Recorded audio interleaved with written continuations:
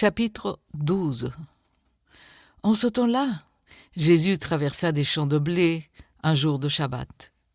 Ses disciples, qui avaient faim, se mirent à arracher des épis et à manger. Les pharisiens, voyant cela, lui dirent « Voici, tes disciples font ce qu'il n'est pas permis de faire pendant le Shabbat. » Mais Jésus leur répondit « N'avez-vous pas lu ce que fit David lorsqu'il eut faim, lui et ceux qui étaient avec lui ? Comment il entra dans la maison de Dieu et mangea les pains de proposition qu'il n'était pas permis de manger, ni à lui, ni à ceux qui étaient avec lui, et qui étaient réservés aux sacrificateurs seuls ? Ou n'avez-vous pas lu dans la loi que, le jour de Shabbat, les sacrificateurs violent le Shabbat dans le temple sans se rendre coupables ?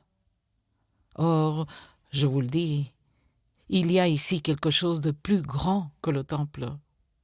Si vous saviez ce que signifie « je prends plaisir à la miséricorde et non au sacrifice », vous n'auriez pas condamné des innocents. Car le Fils de l'homme est maître du Shabbat. Étant parti de là, Jésus entra dans la synagogue. Et voici, il s'y trouvait un homme qui avait la main sèche. Ils demandèrent à Jésus « Est-il permis de faire une guérison les jours de Shabbat ?» C'était afin de pouvoir l'accuser. Il leur répondit « Lequel d'entre vous, s'il n'a qu'une brebis, et qu'elle tombe dans une fosse le jour du Shabbat, ne la saisira pour l'en retirer ? Combien un homme ne vaut-il pas plus qu'une brebis ? Il est donc permis de faire du bien le jour de Shabbat. » Alors il dit à l'homme « Étends ta main. » Il l'étendit, et elle devint saine comme l'autre. Les pharisiens sortirent, et ils se consultèrent sur les moyens de le faire périr. Mais Jésus, l'ayant su, s'éloigna de ce lieu. Une grande foule le suivit. Il guérit tous les malades, et il leur recommanda sévèrement de ne pas le faire connaître, afin que s'accomplisse ce qui avait été annoncé par Ésaïe, le prophète. « Voici mon serviteur que j'ai choisi, mon bien-aimé en qui mon âme a pris plaisir. Je mettrai mon esprit sur lui. Il annoncera la justice aux nations.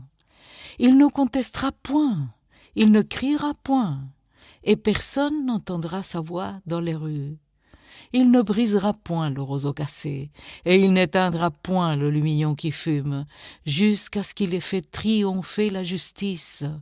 Et les nations espéreront en son nom. » Alors on lui amena un démoniaque aveugle et muet, et il le guérit, de sorte que le muet parlait et voyait. Toute la foule étonnée disait « N'est-ce point là le fils de David ?»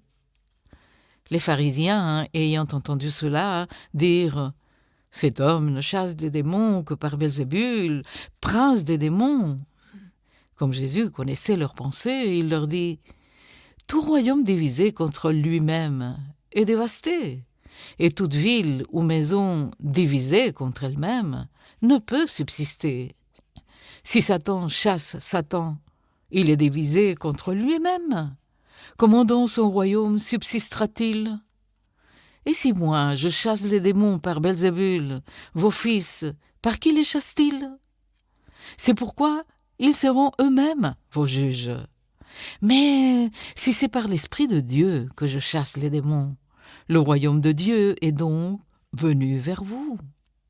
Ou comment quelqu'un peut-il entrer dans la maison d'un homme fort et piller ses biens sans avoir auparavant lié cet homme fort ?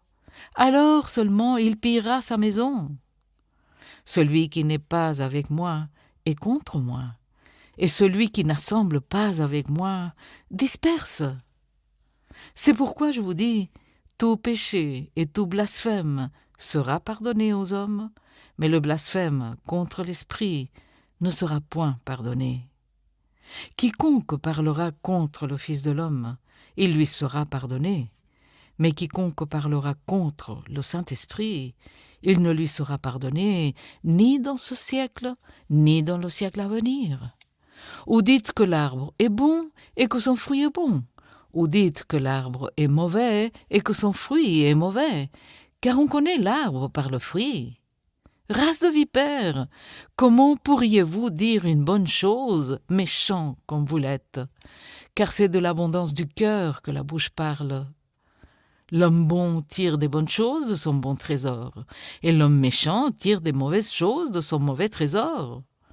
Je vous le dis, au jour du jugement, les hommes rendront compte de toute parole vaine qu'ils auront proférée, car par tes paroles, tu seras justifié, et par tes paroles, tu seras condamné.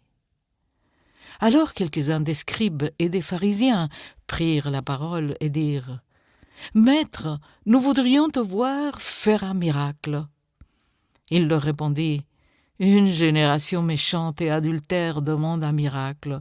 Il ne lui sera donné d'autre miracle que celui du prophète Jonas. Car de même que Jonas fut 3 jours et 3 nuits dans le ventre d'un grand poisson, de même le Fils de l'homme sera 3 jours et 3 nuits dans le sein de la terre.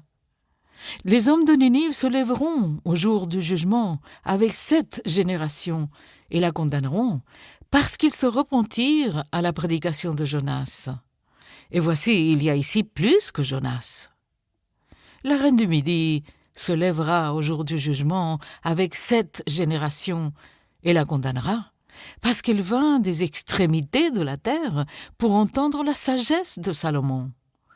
Et voici, il y a ici plus que Salomon. Lorsque l'esprit impur est sorti d'un homme, il va par des lieux arides, cherchant du repos, et il n'en trouve point. Alors il dit « Je retournerai dans ma maison d'où je suis sorti, et quand il arrive, il la trouve vide, balayée et ornée. Il s'en va et il prend avec lui 7 autres esprits plus méchants que lui. Ils entrent dans la maison, ils s'y établissent, et la dernière condition de cet homme est pire que la première.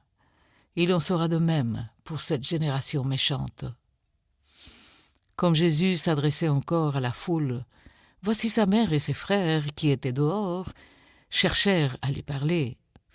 Quelqu'un lui dit « Voici, ta mère et tes frères sont dehors, ils cherchent à te parler. » Mais Jésus répondit à celui qui le lui disait « Qui est ma mère et qui sont mes frères ?» Puis, étendant la main sur ses disciples, il dit « Voici ma mère et mes frères. Car quiconque fait la volonté de mon Père qui est dans les cieux, celui-là est mon frère et ma sœur et ma mère. »